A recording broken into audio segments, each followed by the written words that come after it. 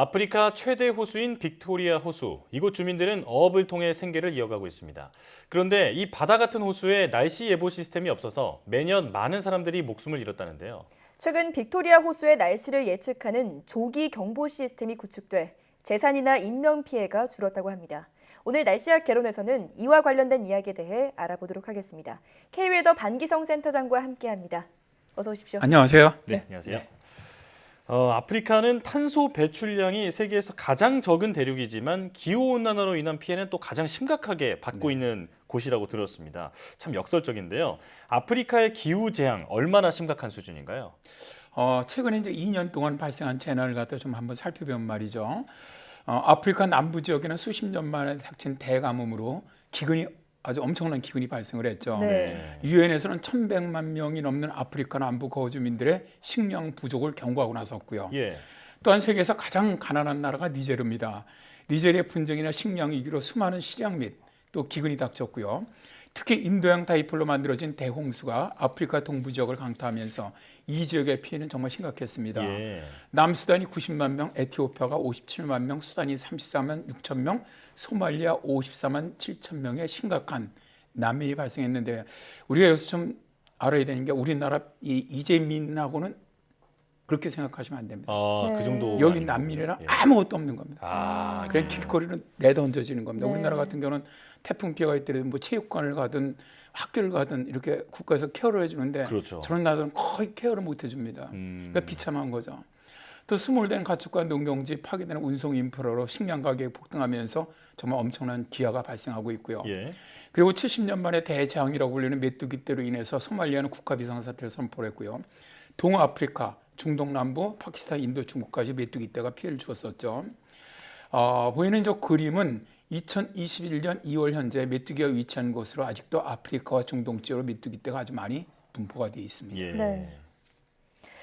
가뭄과 홍수, 메뚜기떼까지 기후 재난이 점점 잦아지고 이 기후 재난으로 인해서 분쟁이나 기근도 점점 늘어나고 있는데요. 아프리카에서 발생하는 기후 재난의 피해를 막기 위해서 이 세계 기상 기구도 발벗고 나섰다고 들었습니다. 네, 그렇죠. 올해 세계기상기구가 3월 29일 그 보고서를 냈는데요. 이 제목이 아프리카의 빅토리아 호수에서 조기 경보가 생명을 보호합니다. 이었거든요. 예. 네. 세계기상기구가 동아프리카에서 4년간의 성공적인 프로젝트를 했는데요. 이 프로젝트는 개선된 기상과 물, 기후 서비스가 어떻게 생명과 생계를 구하고 취약한 공동체의 사회 경제적 발전을 지원하는지를 잘 보여주었습니다. 네. 하이 임팩트 웨더 레이크 시스템, 이게 이제 단축해서 하이웨이라고 부르는데 이렇게 명명된 프로젝트는 빅토리아 호수에서 발생한 각종 악기상을 어민들과 다른 지역 이해관계자들에게 알리기 위해서 지역 조기 경보 시스템을 구축해 준 건데요. 예. 세계기상기구가 영국기상청 메트오피스죠. 그다음에 케냐, 루안다, 탄자니아, 우간다, 동아프리카 공동체, 빅토리아 분지 등과 협력해서 하이웨이라는 프로젝트를 수행한 겁니다. 이 프로젝트는 호수에서 매년 기후 관련 사망자를 30% 이상 감소시키면서 연간 300명 이상의 생명을 구했고요. 예. 네. 또 이 프로젝트의 경제적 이익은 연간 4,400만 달러로 추정이 되고요. 비용 대비 이익은 16대 1이나 될 정도로 아주 효율적이라고 합니다. 세계기상기구는 이 모델이 아프리카의 다른 지역에서도 또 그리고 실제로 다른 지역, 세계 다른 지역에서 사용될 수 있는 모델로 본다고 말하고 있습니다. 예. 네. 세계 기상기구가 구축한 하이웨이 시스템이 많은 생명을 구했군요.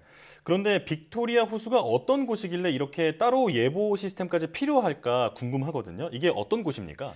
일단 뭐 빅토리아 호수는 아프리카에서는 가장 큰 담수호죠. 네. 그리고 세계에서 가장 큰 어업이 이루어지고 있는 내륙 호수입니다. 예. 연간 약 100만 톤의 어류를 생산하고 있고요. 20만 명 이상의 어부들이 일하고 있고요. 매년 5억 달러 이상의 수출 수입을 올리고 있는 지역이기도 합니다. 예. 그런데 이 호수에서 강풍과 높은 파도 이한 사고로 매년 평균 3천에서 5천 명의 사망자가 발생을 하는데요. 네.